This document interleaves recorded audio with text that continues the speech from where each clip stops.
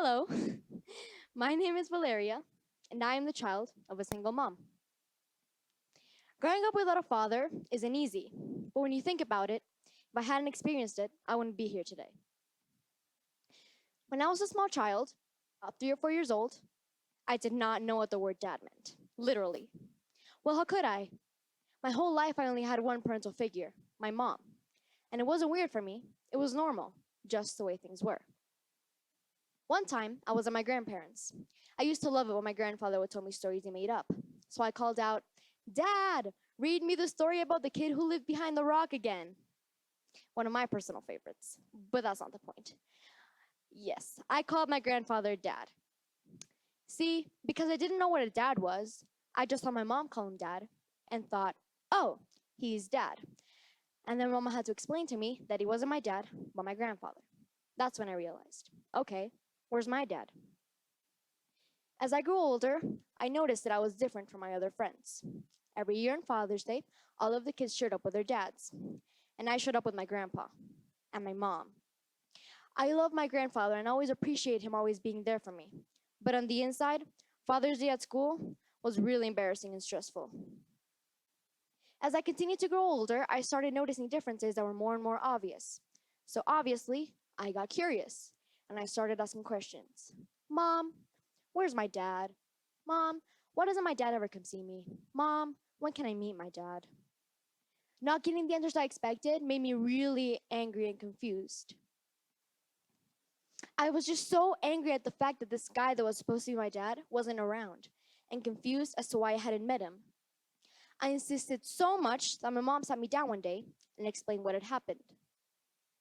She told me that my biological father had left my mother while she was still pregnant.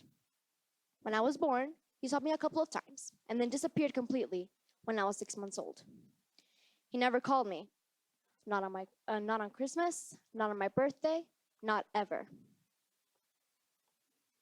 Knowing what happened helped me understand, but it didn't make the feelings of being overwhelmed, confused, and angry go away. Fortunately, I've learned the tools that have helped me overcome this and be a happy kid. And now I want to share this with you. I want to share this with other kids in the world who have it worse than me. Because there are kids that, because of this, have self esteem issues, that feel abandoned, that feel lonely, or even guilty. Colombia is a country in South America with most single moms. This issue is not just something that happens rarely, it actually happens a lot, and right here.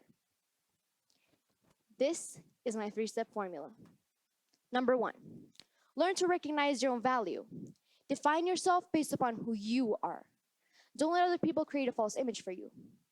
Don't compare yourself to others, because there is always going to be someone that is in a better situation than you and someone that is in a worse situation than you.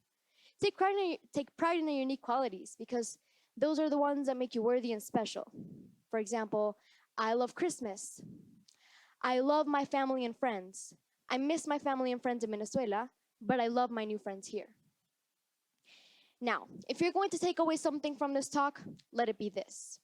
How others treat you is about them and not about you or anything you did. When someone is irresponsible, it is because of their own fears or personal trauma. It's not about you, remember that. So don't feel guilty because it's not your fault.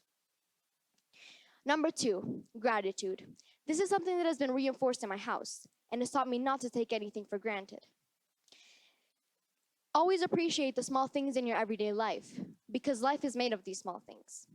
A 2010 study published in the Clinical Psychology Review reveals that gratitude reduces the presence of toxic emotions, like resentment and envy. Get this, by being grateful, you get to feel less envious towards other people, and you get to hold less resentment towards others. Dr. Robert A. Emmons, who is one of the world's most knowledgeable scientific experts on gratitude, a professor of psychology at the University of California, Davis, and founding editor-in-chief of the Journal of Positive Psychology, wrote about the effects of gratitude, and listed are what he wrote of as the effects of gratitude. Gratitude is proven to give you higher levels of positive emotions. It will make you more alert, alive, and awake. It will give you more joy and pleasure, which will result in more optimism and happiness. In my opinion, what's really great about gratitude is that you get to focus on the good things, and the bad things just become more and more irrelevant. Number 3, forgiveness. This has been the step that has been the biggest and hardest for me to follow. I realized that you can't hold a grudge on someone for your whole life. You have to let go. The more I forgive, the less power this issue has over my life. What we all need to understand is that forgiveness is not about the other person or making the problem smaller. Not about saying, oh, it's okay, what you did doesn't matter anymore. Forgiveness is 100% about you. It's about letting go of the anger, sadness, and pain. It's about finding inner peace and not allowing people's actions to have power over your life. Another thing that I learned at home is that it's not important what happens to you, but how you react to it. So, for example, if life gives you lemons, you can either cry about it and sit and blame all your problems on that because you wanted cherries, or you can take those lemons, bake the best lemon pie in the whole world, eat it, and be grateful that you got lemons because before you didn't even know lemon pie existed, and now you love it.